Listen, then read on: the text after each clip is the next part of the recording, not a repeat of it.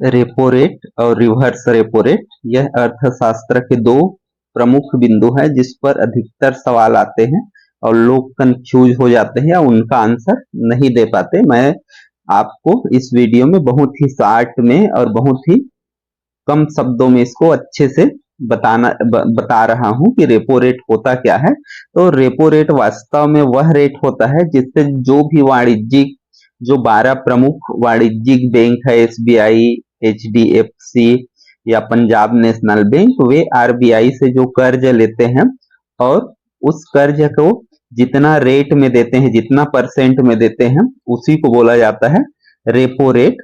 तो ये चीज का हमको ध्यान रखना है। ये होता है रेपो रेट और इसका पूरा नाम होता है रीपर्चेस एग्रीमेंट रेट होता है।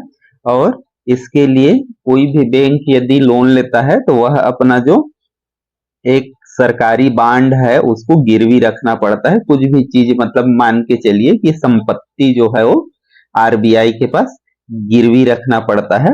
और इसका इफेक्ट कैसे पड़ता है, तो जब कभी भी जो आरबीआई है यदि रेपो रेट का जो दर है वो बढ़ा देता है, तो रेपो रेट का दर बढ़ाने से क्या होगा, जैसे बढ़ेगा तो कर्ज महंगा हो जाएगा और लोगों को कर्ज जो है वो महंगे से मिलेगा, मतलब तेजी से नहीं मिलेगा। और इसके कारण नकदी जो होता है जिसको तरलता बोलते हैं वो कम हो जाता है।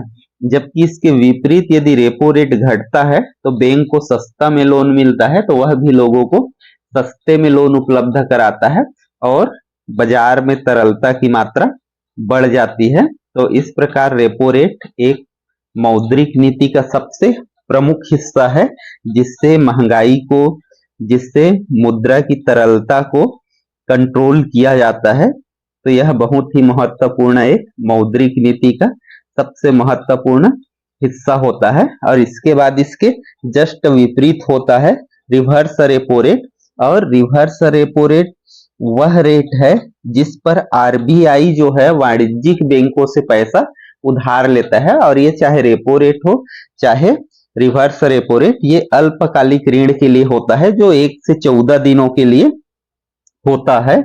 और जैसे जो रिजर्व बैंक यदि रिवर्स रेपो रेट बढ़ता है तो नकदी जो है वो कम हो जाता है, क्योंकि बैंक ज्यादा से ज्यादा मात्रा में आरबीआई के पास अपने पैसे जमा करने लगता है।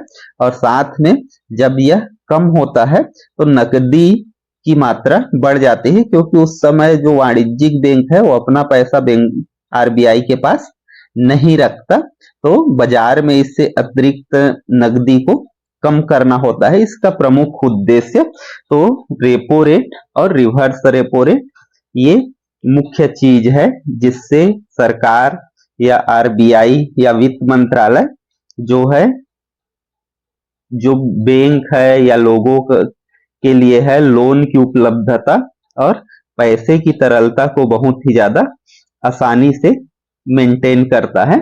तो आपको सिंपल सा ये चीज बिल्कुल आसानी से ध्यान रखना है कि रेपो रेट का मतलब ये होता है कि जो आरबीआई है बैंकों को जो ब्याज देता है, लेता है उनके लोन से, उसको बोला जाता है रेपो रेट।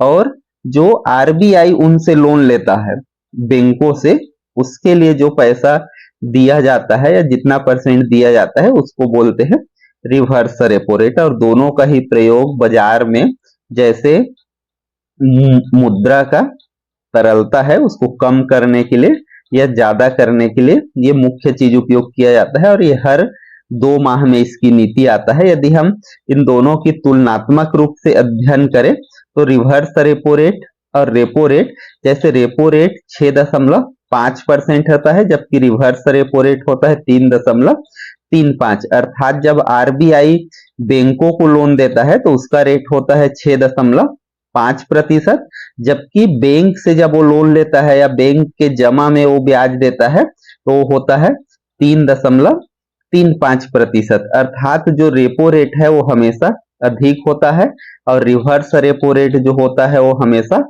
कम होता है। तो ये चीज का ध्यान रखना कि कोई भी बैंक हो, ये केंद्रीय बैंक है आरबीआई, वो बैंकों को लोन देता है तो ज्यादा में देता है, जबकि बैंकों से लोन लेता है तो उनको कम ब्याज देता है। तो ये मुख्य है रेपो रेट और रिवर्स रेपो रेट, और ये अर्थशास्त्र में सबसे महत्वपूर्ण बिंदु है जिससे सवाल आते हैं। और उसके इफेक्ट, उसके लोन पर इफेक्ट क्या पड़ेगा और तरलता पर क्या इफेक्ट पड़ेगा, इस चीज के बारे में बहुत ज्यादा सवाल पूछे जाते हैं। तो ये छोटा सा टॉपिक है, लेकिन ये बहुत ही महत्वपूर्ण है, हर एग्जाम में इससे रिलेटेड सवाल पूछा जाता है।